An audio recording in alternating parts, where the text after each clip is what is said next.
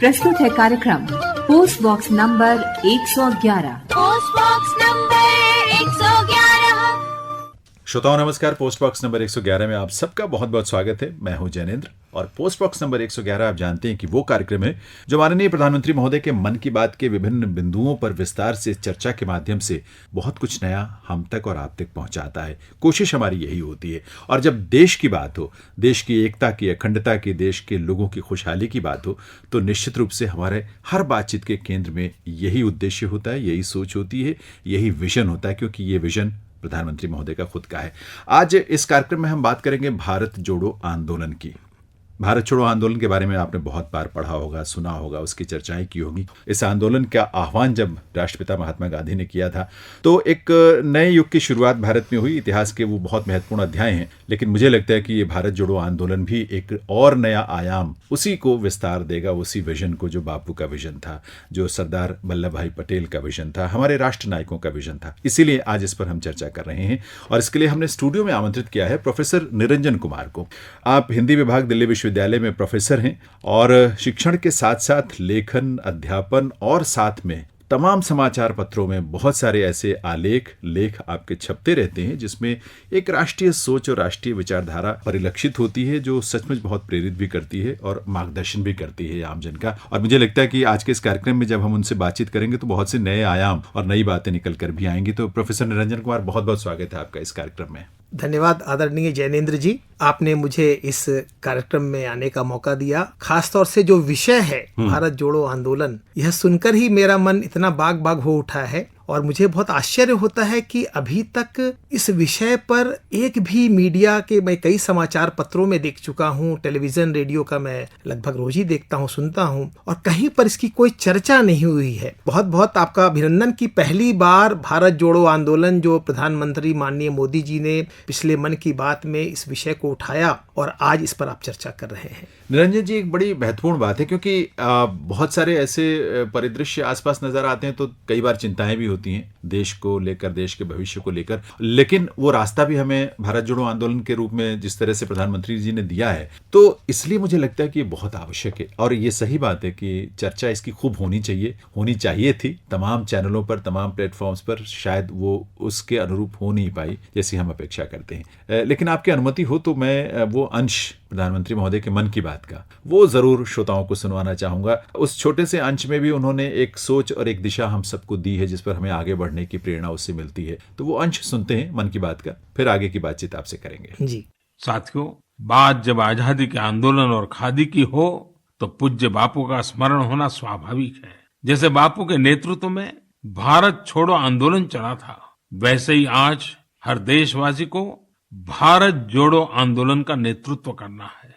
यह हमारा कर्तव्य है कि हम अपना काम ऐसे करें जो विविधताओं से हमारे भारत को जोड़ने में मददगार हो। तो आइए हम अमृत महोत्सव को ये अमृत संकल्प लें कि देश ही हमारी सबसे बड़ी आस्था, सबसे बड़ी प्राथमिकता बना रहेगा।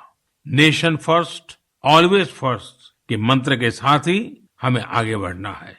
नेशन फर्स्ट, ऑलवेज फर्स्ट, एक मंत्र प्रधानमंत्री जी ने दिया है कि राष्ट्र जो है वो प्रथम है और हमेशा प्रथम है। ऐसा नहीं हो सकता कि आज है और कल नहीं होगा।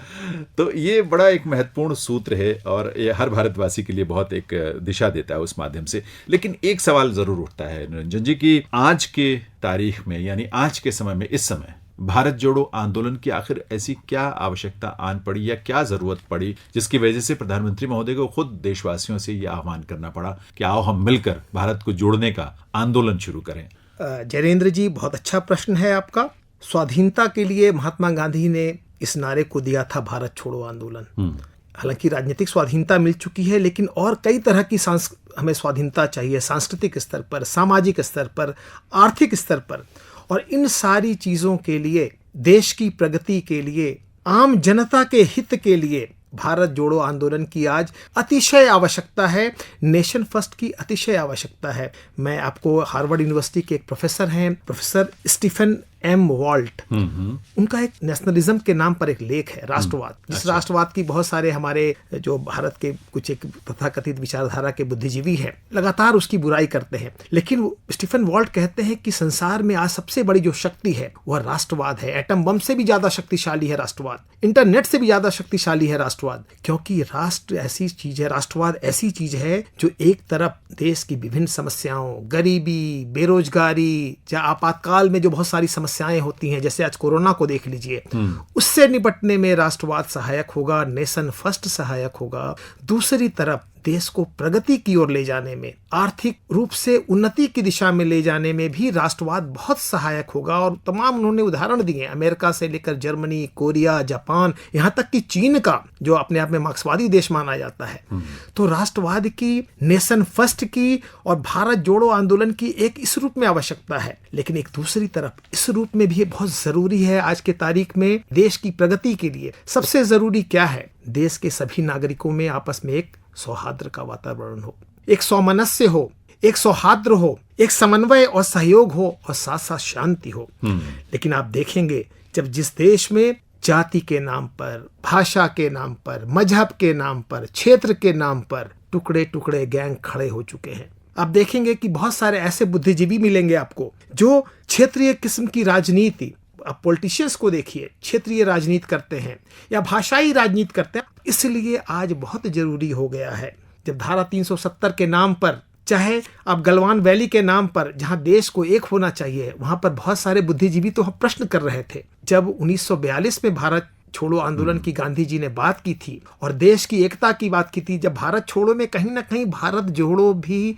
सन्निहित था कि देश को एक होना ही पड़ेगा, और आज वही मोदी जी कह रहे हैं कि भारत जोड़ो। दरअसल निरंजन जी, एक बात है, मुझे लगता है कि भारत तब जुड़ा था और इसीलिए भारत छोड़ो आंदोलन इतना सशक्त रूप से एक चुनौती के रूप में अंग्रेजों के सामने, अंग्रेजी सत्ता के सामने आया। क्योंकि जब हम आज़ादी की लड़ाई के अपने इतिहास को देखते हैं, पन्नों को पलटते हैं, अब मुझे लगता है कि आज से भी ज्यादा चुनौतीपूर्ण परिस्थितियां थी। देखिए, डाइवर्सिटी तब थी और इससे ज्यादा थी, क्योंकि तब संचार के इतने माध्यम नहीं थे, इतना आवाजाही नहीं थी, इतना संपर्क नहीं था, भाषाई दूरियां थी, क्षेत्रीयता के हिसाब से, धर्म के हिसाब से, जाति के हिसाब से, शिक्षा का स्तर इतना कम था, आर्थिक जीवन स्तर था वो बहुत नीचे था। इसके बावजूद पूरा देश एक होकर लड़ा। ये जो उस समय जुड़ाव था, मुझे लगता है कि प्रधानमंत्री जी के मन में जो परिकल्पना है, ऐसा ही जुड़ाव, क्योंकि वो कहते हैं कि तब देश के लिए लोग मरे थे, आज देश के लिए हमें जीना है, और देश के लिए अगर जीना है तो देश की एकता को मजबूत करके तभी हम आगे बढ़ सकते हैं, देश के लिए देश को बढ़ा सकते हैं। तो मुझे लगता है कि उस समय ये परिस्थितियां जो जोड़ने वाली थी, बहुत सारे फैक्टर थे ऐसे। निश्चित रूप से आप देखेंगे कि स्वाधीनता आंदोलन सिर्फ स्वाधीनता का स्वप्न जो था, महात्मा गांधी से लेकर तमाम सरदार पटेल से लेकर जितने हमारे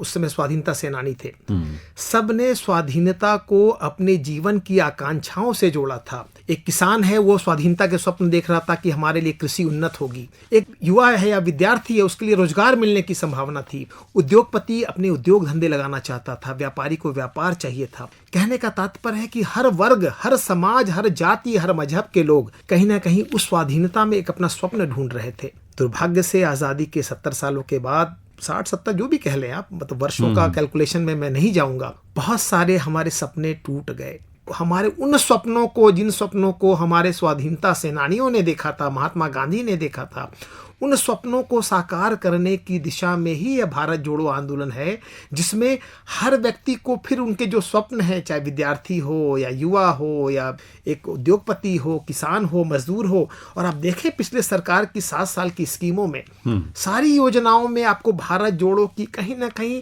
एक झलक दिखाई जरूर पड़ेगी, यद्यपि सीधे सीधे उन्होंने भारत जोड़ो के नाम से उसे नहीं शुरू किया। लेकिन मुझे लगता है कि एक भारत श्रेष्ठ भारत जैसे योजनाएं तो सीधे सीधे पूरे देश को एक सूत्र में पिरोने की बात है। एकदम सही। और निरंजन जी, एक चीज और भी लगती है, भारत की एकता। देखिए, आपने जो पहले बात की कि जो राष्ट्रीय चेतना है या राष्ट्रभक्ति है, देशभक्ति है, वो बहुत मजबूत होगी तभी देश आगे बढ़ेगा। लेकिन भारत की जो राष्ट्रभक्ति और राष्ट्रीय चेतना है और राष्ट्र के प्रति समर्पण या सोच है, वो एक होकर आगे बढ़ने की बात करता है, लेकिन उसका लाभ पूरी मानवता को मिले, ये भी उसकी सोच में, संस्कारों में समाहित है। क्योंकि जो हमारे तो रोम रोम में विश्व बंधुत्व तो बसता है, और ये हजारों साल से यहाँ की संस्कृति और सत्ता ने या शासन ने उसको प्रूव भी किया, लोगों ने प्रूव किया, मुझे ये कहना चाहिए। तो ये जो राष्ट्रीय चेतना है उसको मजबूत करके हम कहीं दूरी नहीं बल्कि और निकटता ले आएंगे अपने देश के भीतर भी और बाहर भी। श्रोताओं, कार्यक्रम आप सुन रहे हैं पोस्ट बॉक्स नंबर 111 और आज इस कार्यक्रम में एक अनूठे आंदोलन की बात हम कर रहे हैं जिसका आह्वान प्रधानमंत्री महोदय ने अपने मन की बात में किया था, यानी भारत जोड़ो आंदोलन की 75वें वर्ष में हम प्रवेश कर रहे हैं। और 75वें वर्ष में प्रवेश करते हुए अगर हम भारत को एक नए रूप में परिभाषित करना चाहते हैं, स्थापित करना चाहते हैं, पहचान देना चाहते हैं, तो हमें कुछ ऐसे विचारों को लेकर ही आगे बढ़ना होगा। आज इस कार्यक्रम में हम बातचीत कर रहे हैं प्रोफेसर निरंजन कुमार से। दिल्ली विश्वविद्यालय में आप प्रोफेसर हैं हिंदी विभाग में। शिक्षा इसमें क्या भूमिका अभी तक जो नहीं निभा पाया है वो क्या चीजें थी भारत जोड़ो आंदोलन के संदर्भ में, या भविष्य में उसको किस रूप में ये मजबूत कर सकता है? बहुत अच्छा प्रश्न आपने ये किया जैनेंद्र जी, कि शिक्षा भारत जोड़ो आंदोलन में एक बड़ी भूमिका अदा कर सकता है, जो भारत जोड़ो आंदोलन में, भारत की उन्नति में, भारत के अपने आत्मविश्वास में। लेकिन दुर्भाग्य से शिक्षा, खास तौर से स्कूली शिक्षा, उसके पाठ्यक्रम, उसके माध्यम, हर जगह आपको कहीं ना कहीं एक ऐसी परेशानियां नजर आती है। जब मैं पढ़ता हूँ और खास तौर से मैं शोध करते समय देखता हूँ, मैं 2-3 उदाहरण दूंगा आपको। एक तो जैसे जाति के स्तर पर जब भारत जोड़ो आंदोलन की बात होती है तो सबसे पहले आपको कौन सी चीज इस देश को जो विभाजित करने की कुछ बहुत सारे कारक है, उसमें जाति एक बड़ा कारक है। आप देखेंगे जाति के विमर्श को, चूंकि पश्चिम ने पहली बार जब मैकॉले का यहाँ पर आना होता है और मैकॉले का जो उद्देश्य है इस देश को विभाजित करने का, डिवाइड एंड रूल का, तो उसमें उसने देखा कि जाति के स्तर पर बांटना सबसे आसान होगा। और जाति के स्तर पर बांटने में उसने किया क्या? उसने किया कि ऐसे नैरेटिव, ऐसे विवरण, ऐसे विमर्श खड़ा किए जहां पर जाति और वर्ण की ऐसी अवधारणा दी जहां पर एक दूसरे से कट्टम कट्टा वाली बात जैसे होती है। ये निश्चित रूप से सही है कि जाति एक खास, या वर्ण का जो हमारा मॉडल है वर्ण और जाति का, एक खास समय में पैदा हुआ था जो कर्मणा थी, और बाद में उसकी जो स्थितियां हुई उसमें जो जाति की जो सबसे बुरी बात है छुआछूत और ऊंच नीच। छुआछूत पहले से चीजें बहुत काफी बदली है, लेकिन फिर भी कई बार चीजें ऊंच नीच की भावनाओं की चीजें दिखती हैं। लेकिन इसके पीछे कारण क्या है? आप देखिए जो समाज में, राजनीति में, अपने जीवन शैली में आप देखें कि जाति को जिस ढंग से प्रस्तुत किया गया, वर्ण को प्रस्तुत किया गया। मैं पढ़ रहा था ऋग्वेद को, कभी मैं देखता हूं तो इसमें कुछ ऐसे मार्क्सवादी विद्वान भी हैं अपने देश में जो अपने देश की संस्कृति के अनुरूप उन्होंने अपने आप को ढाला। मैं प्रोफेसर रामविलास शर्मा जी का नाम लेना चाहूंगा। वो अपने पुस्तक में लिखते हैं कि एक समय वैदिक काल में यह होता था कि एक ही परिवार में 4 भाई 4 वर्णों के हो सकते थे। अद्भुत वाक्य है ये, सोचिए इस बात को आप। मतलब जो यहाँ पर ऊंच नीच कहां से हो जाएगा? सिर्फ कर्म के आधार पर 4 वर्ण के हो सकते थे। मैं 2 उदाहरण और दूंगा आपको। महर्षि वाल्मीकि आज हमारे सबसे पूज्य ऋषियों में एक माने जाते हैं। तो महर्षि वाल्मीकि जो किसी जमाने में तथाकथित निम्न जातियों के कहलाते थे, आज वो हमारे पूज्य कहलाते हैं। एक और मैं नाम लेना चाहूंगा, महर्षि वेद व्यास, 18 पुराणों के रचयिता। उनकी माता जी तथाकथित निम्न जाति की थी। ऋषि मतंग ऋषि जो महान ऋषि कहलाते हैं, उनके पिता चांडाल थे। कहने का तात्पर्य यह है, और वो हमारे पूज्य हैं, कहने का तात्पर्य यह है कि जातियों में या वर्णों में उस रूप में वैसा भेदभाव नहीं था। कर्म के आधार पर चीजें होती थी और अपने गुण और कर्म से आप अपने वर्ण को बदल सकते थे। इस बात को हमारे विमर्शों में लाने की आवश्यकता है। और खास तौर से जो ऐसे आइडियोलॉजिकली जो चीजों को परोस रहे हैं हमारे सामने विखंडनकारी तत्व, कि ऐसा नहीं था कि जातियों और वर्णों में आपस में इतना भेद था, आपस में संघर्ष। दरअसल निरंजन जी, मुझे यही बात लगती है कि देखिए, समाज अपने ढंग से शिक्षित होते हुए, सुसंस्कारित होते हुए या आधुनिक सोच की तरफ जाते हुए इन चीजों से अपनी दूरी बनाने लगा था और बना भी रहा है अपने अपने स्तर पर। लेकिन जहां राजनीति ने उसमें हस्तक्षेप किया और राजनीति के निहित स्वार्थों में इनकी भूमिका होने लगी या इनका इस्तेमाल किया जाने लगा, जाति का, धर्म का, क्षेत्र का, भाषा का, वहीं से ये चीजें विघटन का विषय बन गई। एक और मैं उदाहरण आपको देना चाहूंगा कि बंगाल में पूरा पिछले दिनों क्या हुआ था। एक तरफ क्षेत्रीयता की राजनीति, दूसरी तरफ मजहब की राजनीति। तो या बंगाल को आप देखें, आप देश के विभिन्न हिस्सों को देखें, केरल में चले जाएं आप, यह बातें ऐसी हैं जो लोगों के मन में एक कहीं ना कहीं कुंठा, आक्रोश पैदा करती हैं और देश को जोड़ने की जगह तोड़ने की दिशा में ले जाती। एक बात तो तय है निरंजन जी की जब ये कुछ निहित स्वार्थ इस तरह की भूमिका में आ जाते हैं तो वो बहुत नुकसान करते हैं समाज का और देश का भी नुकसान करते हैं। लेकिन सवाल ये है कि आखिर इनसे पार कैसे पाएगा, इनको समझ कैसे पाएंगे और समझकर अपने आप को इनसे दूर कैसे कर पाएंगे आम नागरिक के रूप में। मैं कैसे ये बात अपने आप को मैं कैसे समझाऊं या कैसे जानूं कि क्या सही है क्या गलत है, मुझे किधर जाना है किधर नहीं जाना है, ये समझ कैसे पैदा होगी? ये बहुत अच्छा प्रश्न है और इन प्रश्नों को लगातार मैं अपने आलेखों के माध्यम से या विद्यार्थियों शोधार्थियों में जब चर्चा होती है वहां पर मैं इन प्रश्नों को जरूर उठाता हूं और फिर उसके साथ जो भी संभावित एक उत्तर देने की कोशिश करता हूं। इसमें सबसे बड़ी भूमिका शिक्षा की होगी, शिक्षा में भी पाठ्यक्रमों की भूमिका होगी। क्यों नहीं हम ऐसे पाठों को, ऐसे विमर्शों को आगे बढ़ाते हैं जहां पर देश के अन्य सभी लोग ये सोचने के लिए विवश हों कि इस देश में ही हमें जीना है, इस देश में ही हमें मरना है। तो ये सारी चीजें ऐसा इसलिए नहीं हो पाता है कि अकादमिक विमर्शों में, स्कूली पाठ्यक्रमों में हम इस ढंग का विमर्श परोस रहे हैं, इस ढंग के प्रश्न उठाते हैं। मैं उदाहरण दूंगा आपको, 6ठी क्लास की पुस्तक है एनसीईआरटी की, उसमें एक विषय है कि प्रेजुडिस, पूर्वाग्रह क्या होता है, फिर उसके जो स्टीरियोटाइप, रूढ़िबद्ध अवधारणा क्या होती है। 6ठी क्लास का बच्चा, उसके लिए पूर्वाग्रह शब्द जो शायद हाई स्कूल के बच्चे को भी ठीक ठीक ना समझ में आए, ऐसे आप चीजें बचपन में उसके सामने नकारात्मक भाव भरना शुरू करते हैं। जबकि उस समय छोटी उम्र में ठीक है ये चीजें पढ़ाएंगे, जो देश में हमारी कमियां हैं, चाहे जाति से संबंधित कमियां हैं, जो आपसी भेदभाव है, इन चीजों को बताइए, लेकिन ऊंची कक्षाओं में बताइए जब वो परिपक्व दिमाग उसका हो। बचपन में तो उसे ना समझ में आता है और जो समझता है कच्चा पक्का, उससे उसका दिमाग विकृत होता है। दरअसल तो बहुत जरूरी है पाठ में परिवर्तन की, एकेडमिक्स में बहुत ज्यादा इंटरफेरेंस की जरूरत है। जो राष्ट्रीय शिक्षा नीति है उसमें आपको संभावनाएं, क्योंकि चर्चा तो हम इस पर बहुत बार की हमने, और मुझे लगता है कि उसमें बहुत सारे ऐसे बिंदु हैं जो शायद इस दिशा में हमें कोई बेहतर आगे लेकर जा पाए एक अच्छे उद्देश्य की तरफ। राष्ट्रीय शिक्षा नीति निश्चित रूप से जो 34 साल बाद आई है, एक बहुत महत्वपूर्ण शिक्षा नीति आई है और जो देश के लिए, देश के भविष्य के लिए बहुत ही दूरगामी होगी।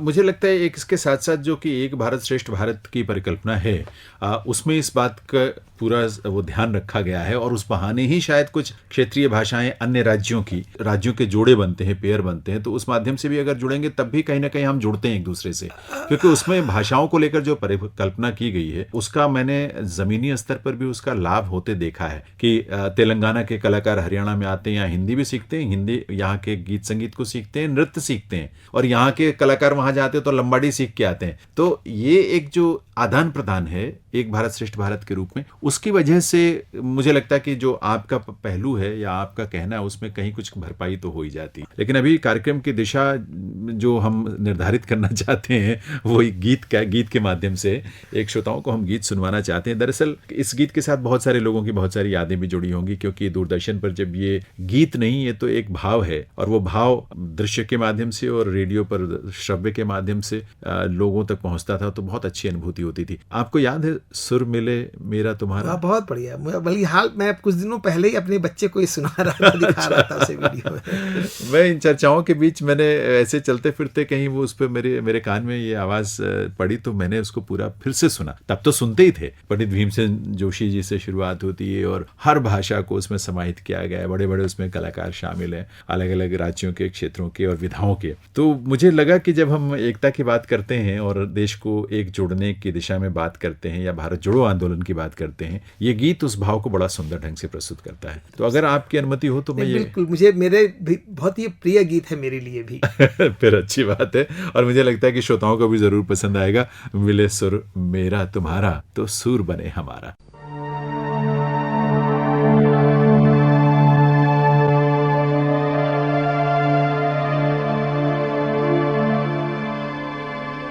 मिले सुर मेरा तुम्हारा तो सुर बने हमारा।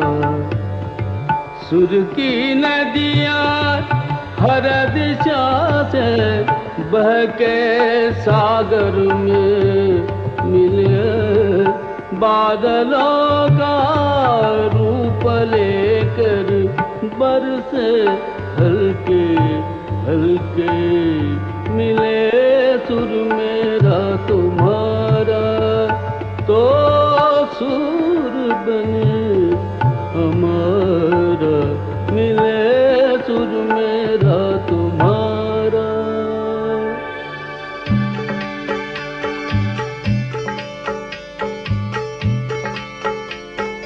चान तरज थई म्यान तरज इकवट बनिए सान तरज। तेरा सुर मिले मेरा मिल के बने एक नवा सुरताल।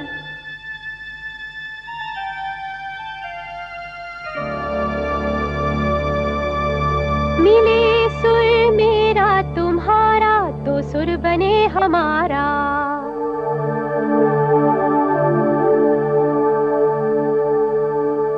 मुंहिंजो सुर तुंहिंजे सां प्यारा मिले जॾहिं, गीत असां जो मधुर तरानो बणे तॾहिं।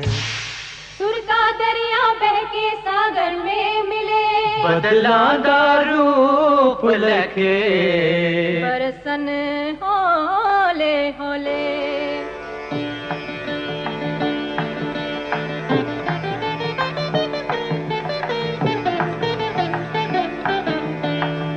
இசைந்தா நம் இருவரும் சுரமும் நமதாகும்.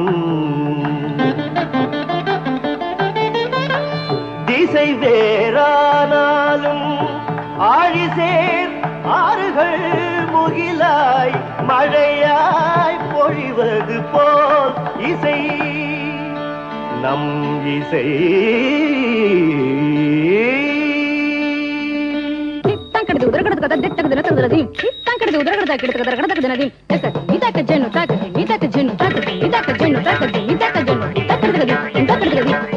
నన్నదనిగే నిన్నదనియా తీరిదంతే నమ్మదనియా నా స్వరము నీ స్వరము സംഗമമൈ മനസ്വരംഗ അവതരിഞ്ചി എന്റെ സ്വരവും നിങ്ങളുടെ സ്വരവും ഒത്തുചേർന്നു നമ്മുടെ സ്വരമായി.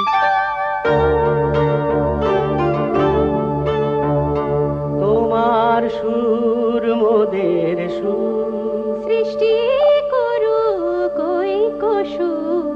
তোমার সুর মোদের সুর, সৃষ্টি করু কই কসুর। সৃষ্টি হো ওই কোতান।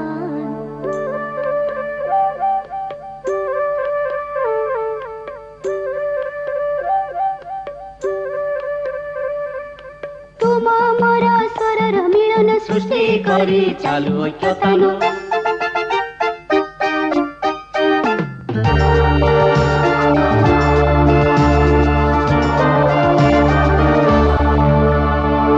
मळे सूर जो तारो मारो बने आपणो सूर निराळो।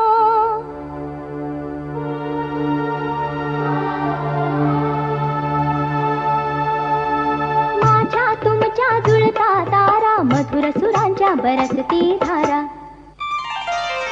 सुर की नदियाँ हर दिशा से बहके सागर में मिले। बादलों का रूप लेके बरसे हल्के हल्के ओ मिले सुर मेरा तुम्हारा। मिले सुर मेरा तुम्हारा ओ सुर बने हमारा।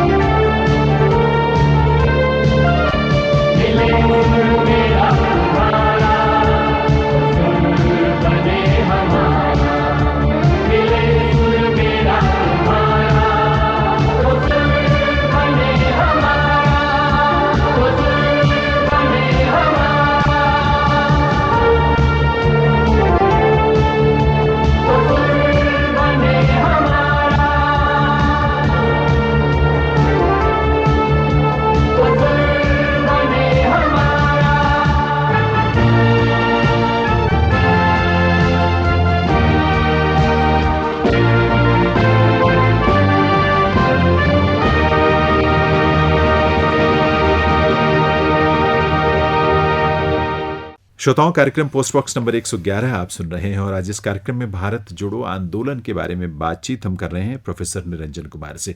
दरअसल 15 अगस्त या उसके आसपास, ये अगस्त का महीना ही हम सब में एक नई तरह की राष्ट्रीय चेतना के अभिव्यक्ति का अवसर होता है। और इस वर्ष का 15 अगस्त तो अपने आप में बहुत खास है, क्योंकि ये 75वां हमारा स्वतंत्रता दिवस है और 75वें वर्ष में हम प्रवेश कर रहे हैं अपने स्वतंत्र भारत के। तो ऐसे में इन तमाम मुद्दों को लेकर बातचीत, और वो भी मुद्दे जबकि मन की बात में प्रधानमंत्री स्वयं इन मुद्दों को हमारे साथ शेयर करते हैं, साझा करते हैं, तो और भी उसका महत्व बढ़ जाता है। इसीलिए आज प्रोफेसर निरंजन से हम बात कर रहे हैं भारत जोड़ो आंदोलन के बारे में।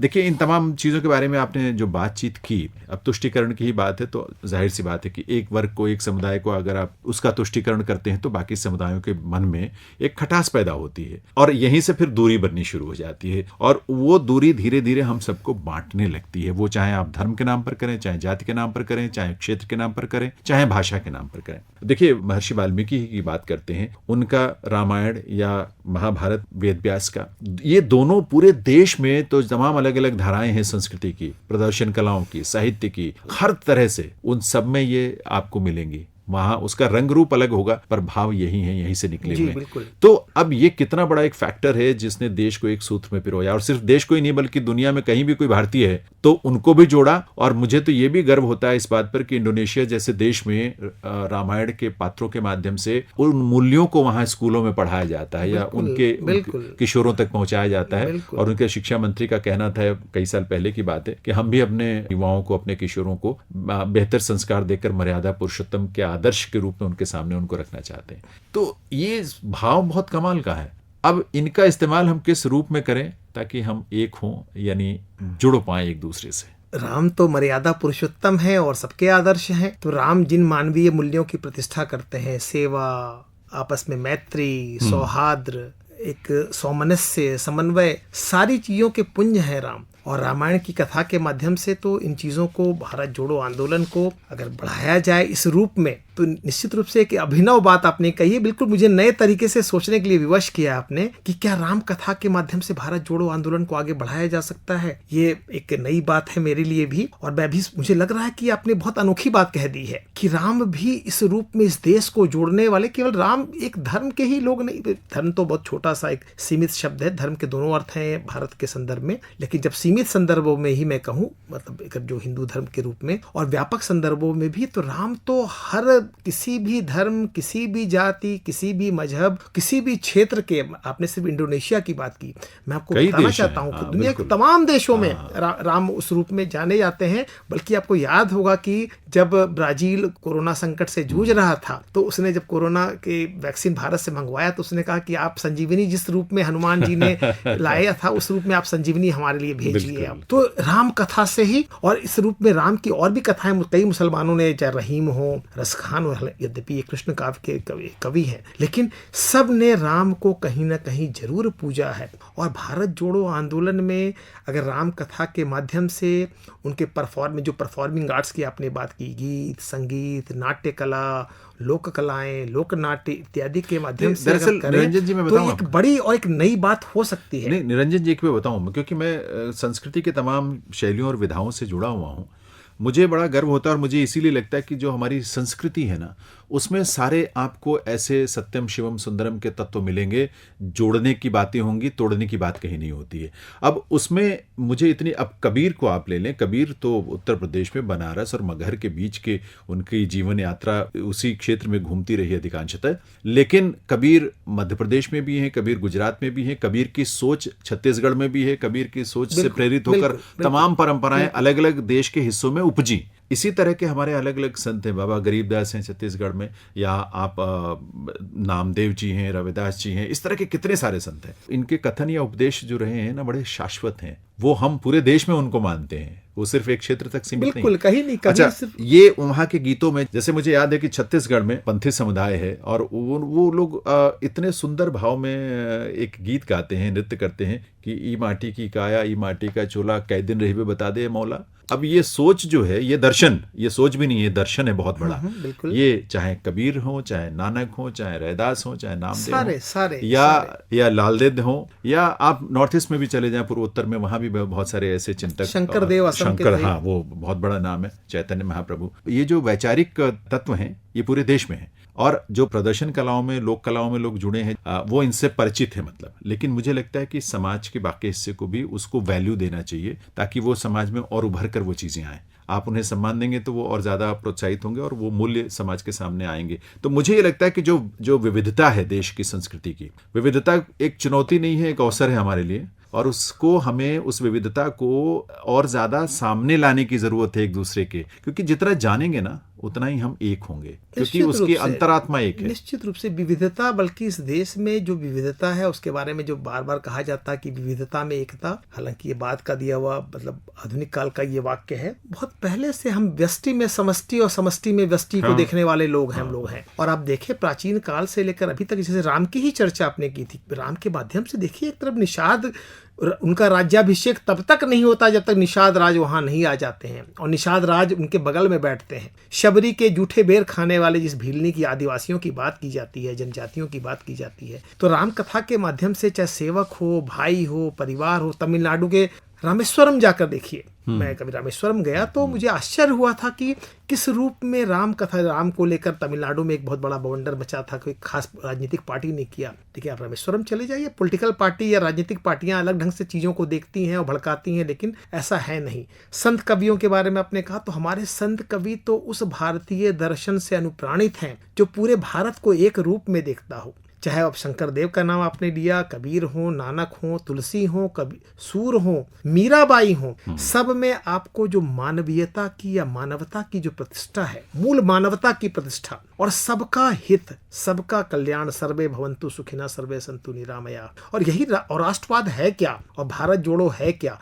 तो एक तरह से आप जो इन संतों की बात करते हैं या भक्त कवियों की बात करते हैं या राम कथा की बात करते हैं, सब में एक ही भाव है, जन कल्याण, मानव कल्याण, सबका कल्याण, और यही भारत जोड़ो आंदोलन है। तो मुझे ये लगता है कि हम शायद देश को अपने ठीक से जानते नहीं हैं, इसलिए समझते नहीं हैं, इसलिए उसकी वैल्यू नहीं करते हैं, और शिक्षा इसमें एक बहुत मजबूत माध्यम हो सकता है। मुझे आपत्ति है जैनेंद्र जी आपकी इस बात से। हाँ। इस देश का आम जन बहुत अच्छे से चीजों को समझता है। हाँ। आम जनता इस देश की, अब देखिए आप चले जाइए उत्तर से लेकर दक्षिण तक, उसके मन में भेदभाव नहीं होता है, पूरब से पश्चिम तक। ये भेदभाव ठूसा गया है, आरोपित है, चाहे शुरू में मैकाले एंड कंपनी के द्वारा, और आज हमारे बहुत सारे तथाकथित बुद्धिजीवियों की एक जमात है और राजनीतिज्ञों की एक जमात है। मैं उदाहरण दूंगा, अभी बंगाल का उदाहरण दूंगा। अभी कुछ दिन पहले विधानसभा के चुनाव खत्म हुए, कुछ महीनों पहले।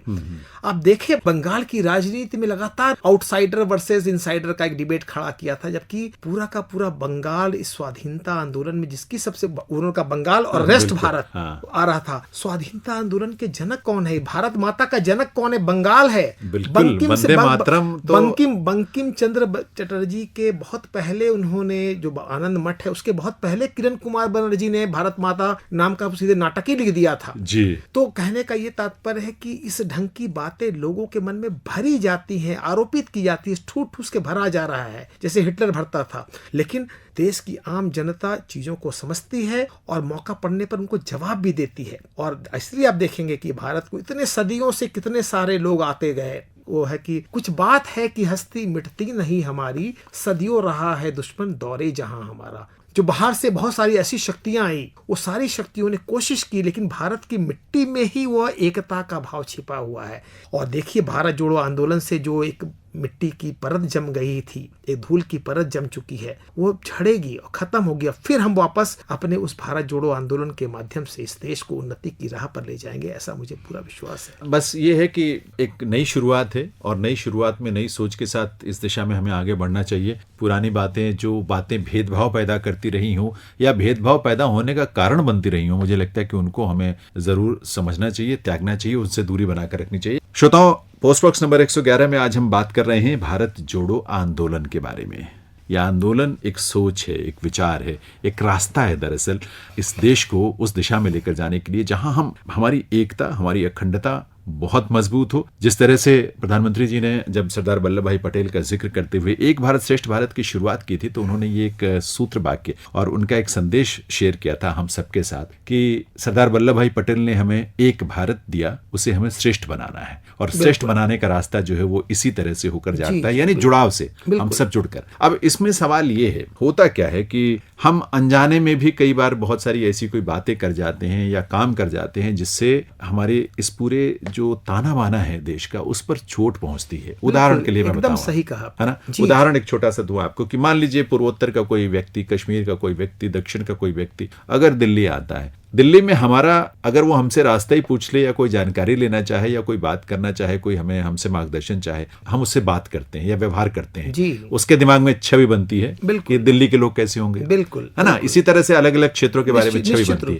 है और ये छवि आगे फैलती जाए, उसका विस्तार होता जाता है। बिल्कुल सही कहा। तो ये बात जब हम किसी व्यक्ति से कभी भी कहीं भी मिलते भी हैं, बात भी करते हैं या कोई हरकत करते हैं, कोई आचरण करते हैं, तब भी हमें ये बात ध्यान में रखना होगा कि ऐसी कोई बात हमसे ना हो, ऐसा कोई आचरण हमसे ना हो जिससे हमारे आसपास की समाज की या प्रदेश की या क्षेत्र की छवि धूमिल हो, दूसरे लोग गलत धारणा बनाए। मुझे लगता है कि ये एकदम सही कहा आपने, बिल्कुल सही कहा। उसके पीछे कई कारण, आपने नॉर्थ ईस्ट का नाम लिया, पूर्वोत्तर का, कई बार मुझे बहुत दुख कुछ वर्षों के पहले के बहुत सारे उदाहरण हैं जो मुझे बहुत तकलीफ देते हैं। हाँ, तकलीफ दे इसलिए भी है कि एक तो पूर्वोत्तर को, मतलब एक तो कई बार होता है कि आप जाने, कुछ बार अनजाने, दोनों ही तरीके से आप ठेस पहुंचाते हैं, लेकिन दोनों ही क्षम में नहीं है, बिल्कुल। लेकिन इसमें कहीं ना कहीं नीति निर्धारकों की भी एक बड़ी सीमा रही थी।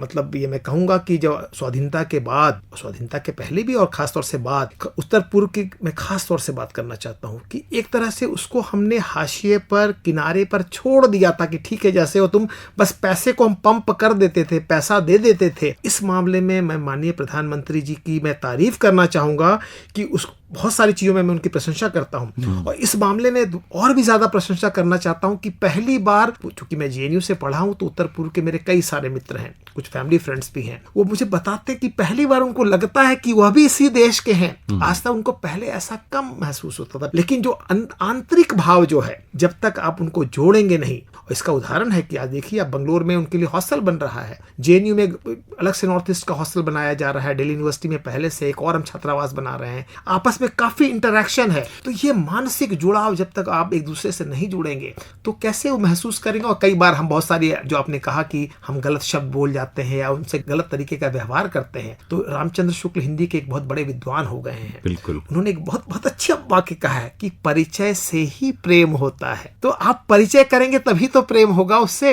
और ये परिचय की शुरुआत बहुत पहले, तो इस प्रधानमंत्री को मैं सैल्यूट करता हूं कि जिन्होंने पहली बार उत्तर पूर्व को इस रूप में जोड़ने की कोशिश की जहां पर हम उनको, उनके लिए, वो हमारे लिए बिल्कुल एक सहज हो गए। यहां तक कि अब देखिए, मतलब कश्मीर में ही मैं किसी महिला का वक्तव्य सुन रहा था, वहां की मुस्लिम महिला है, और तिरंगा झंडा हाथ में लेके आह्वान कर रही है कि इस बार हम लाल चौक पर कश्मीर में तिरंगा झंडा फहराएंगे, आओ हम सब मिलकर इस बात को 15 अगस्त को मनाएं। पहले शायद इस तरह की सोच या बात होना जरा सोचना भी मुश्किल होता था वहां पर। तो ये एक प्रयास जो रहा है, एक सोच रही है प्रधानमंत्री जी की पूरे देश को जोड़ना है, उसको धरातल पर उतारने के लिए मुझे लगता है कि भारत जोड़ो आंदोलन उन्होंने हम सबको, यानी देशवासियों को जो है वो समर्पित किया, आह्वान भी इसीलिए किया है, और हमारा आचरण इसमें उसको बहुत मजबूती दे। बड़ा संदेश है ये भारत जोड़ो आंदोलन को कई स्तरों पर, शिक्षा, अर्थव्यवस्था, सामाजिक जीवन, सामाजिक समरसता के स्तर पर, सांस्कृतिक स्तर पर, हर स्तर पर इस भारत जोड़ो आंदोलन को आगे ले जाने की जरूरत है, क्योंकि यह भावनात्मक मुद्दा तो है, लेकिन इस भाव के पीछे एक ठोस यथार्थ भी है, हमारी जरूरतों से जुड़ा हुआ है भारत जोड़ो। आज कश्मीर की महिला हमारे साथ जुड़ी हैं, तो आज 370 को आपने खत्म किया, तो उससे पहला लाभ क्या हुआ कि जितने तरह की जो अनियमितताएं थी, जो जनता का जो देय था या जो उनका जो प्राप्य था, उनको मिल नहीं पा रहा था, आज उनको बहुत, देखिए आज आपने देखा होगा कि वहां पर जो पंचायत राज हमारे यहाँ इंस्टीट्यूशंस हैं, वहां पर चुनाव नहीं होते थे, आज वह खुद उसमें शामिल हो चुके हैं। लगता है देखिए कि जिस तरह से अभी खेल ने हम सबको जोड़ा, ओलंपिक खेलों में जिस तरह से तो हमेशा भारत को जोड़ता मतलब है। देश के हर हिस्से में नीरज खेल- चोपड़ा का खेल संबंध हमेशा हरियाणा से जोड़ता है। है, जी। लेकिन हिंदुस्तान के हर हिस्से में जहां भी जो भी लोग हैं उसको बहुत आतुरता से वो पूरा मैच पूरा उनका वो देख रहे थे परफॉर्मेंस, और इतनी खुशी पूरे देश में पूरे मनाई। देश में खुशी थी। बच्चे में छोटे बच्चे भी किसी भारत के किसी जी। क्षेत्र का रहने वाला हो, दक्षिण से लेकर हाँ। मतलब पूरब तक, सब में तो खेल तो एक तो भारत खेल जोड़ो- हमें जोड़ रहा है, संस्कृति हमें जोड़ रही है। सब लोग हमें जोड़ रहे हैं जैनेंद्र जी। मैंने शुरू से कहा कि तोड़ने वाले कुछ लोग हैं, बुद्धिजीवियों की एक जमात, संकीर्ण राजनेताओं की एक जमात, और इन लोगों ने जाने अनजाने, खास तौर से एकेडमिया जो शिक्षा क्षेत्र है, उस चूंकि शिक्षा जो विमर्श है, बौद्धिकता चीजों को सीधे सीधे प्रभावित तो नहीं करती है, लेकिन हमारे जेहन में, हमारे दिमाग में चीजों को भरती है, अपने पाठ्यक्रमों के माध्यम से, अपने कार्यक्रमों के माध्यम से, अपने व्याख्यानों के माध्यम से, अपने लेखों के माध्यम से। और इसलिए मैं कहता हूं कि जो हमारा मूल है वो भारत जोड़ो का ही भाव है ही है। लेकिन देखिए बात ये होती है कि हम तो ये प्रार्थना करेंगे कि जो लोग इस तरह की सोच, ऐसे जो तथाकथित जिनकी आपने चर्चा की, उन्हें भी ये सद्बुद्धि मिले या सोच मिले कि वो जो करें वो एक बार सोचें जरूर कि उनके इस आचरण का, इस बात का, इस वक्तव्य का, इस कर्म का कहीं देश के विरोध में तो इस्तेमाल नहीं होगा, या देश के विरुद्ध तो उसका इस्तेमाल नहीं होगा। जिस तरह से मान लीजिए उदाहरण के लिए कि अगर हम सेना के शौर्य की ही उस पर हम शको शुभा करते हैं, उस पर प्रश्न चिन्ह उठाते हैं, सरकार के किसी ऐसे काम के लिए जिसमें देश को गौरव होता है, उस पर ही हम अगर सवाल उठाते हैं। बहुत अच्छा आपने प्रश्न तो किया ये कि दिक्कत मतलब होती आपकी है। टिप्पणी या प्रश्न जो भी है, यह जो चीज राष्ट्र गौरव के लिए है, जो चीज राष्ट्र हित के लिए है, जो राष्ट्र के आम जन के कल्याण के लिए है, वहां पर भी प्रश्न नहीं उठाना बल्कि भड़काने की एक कोशिश एक बुद्धिजीवियों की एक जमात, में बार बार कह रहा हूं, और राजनेता, संकीर्ण राजनेताओं की एक जमात है। 2-3 उदाहरण आप देखिए। मैं उदाहरण पहला देना चाहूंगा 370।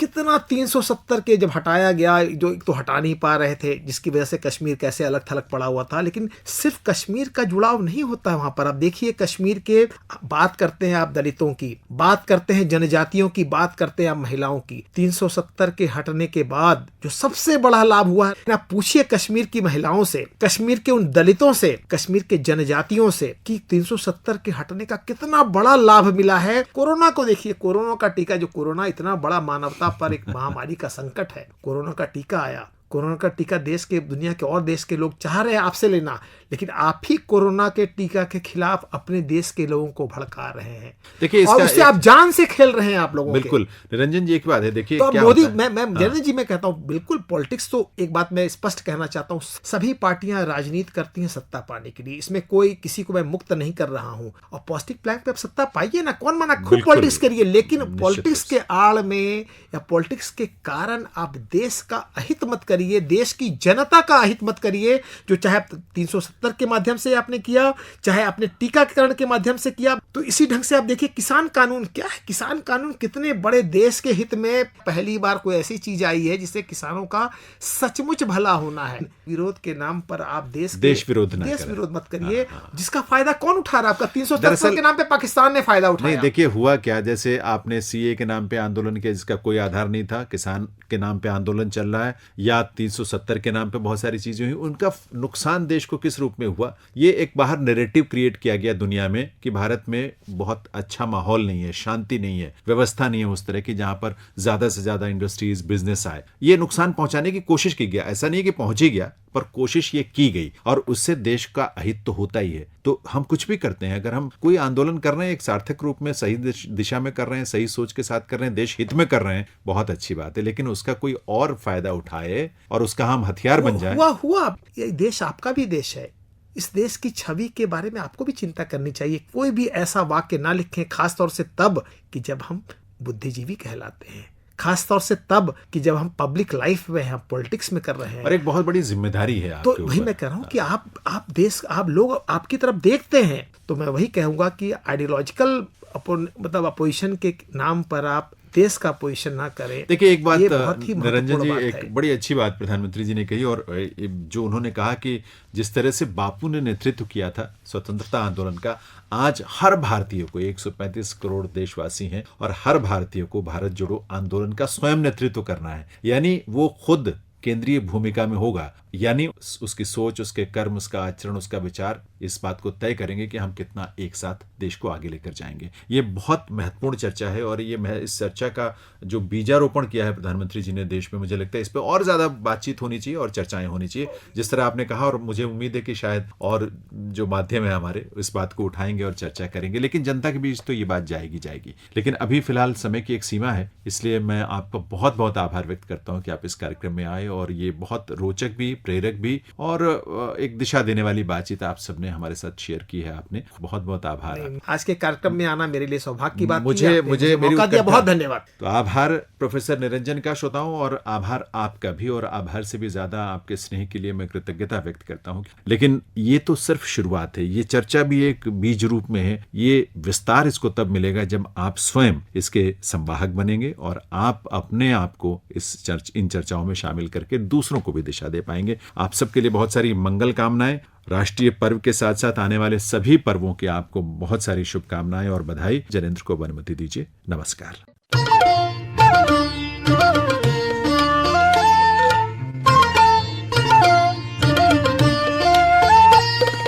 अभी आप सुन रहे थे कार्यक्रम पोस्ट बॉक्स नंबर 111। इस कार्यक्रम के प्रस्तुतकर्ता थे Jainendra Singh. Post box number